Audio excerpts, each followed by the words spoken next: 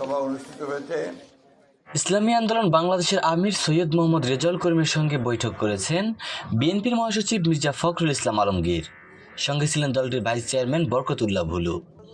সোমবার 27 জানুয়ারি রাজধানীর পুরানা পল্টনে ইসলামী আন্দোলন বাংলাদেশের কেন্দ্রীয় কার্যালয়ে দুপুর 12টার দিকে এই বৈঠক শুরু হয়।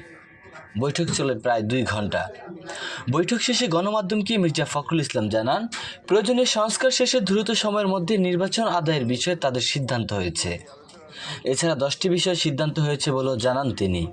অন্যদিকে ইসলামী আন্দোলন বাংলাদেশের আমির মুফতি রেজাউল করিম বলেন, রাজনৈতিক দলগুলোর সঙ্গে আলোচনা চলমান থাকবে।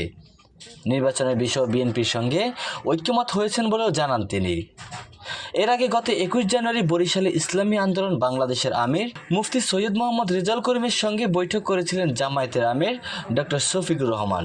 আপনাদের সার্বিক সহযোগিতার জন্য আন্তরিকভাবে সবাইকে ধন্যবাদ জানাই।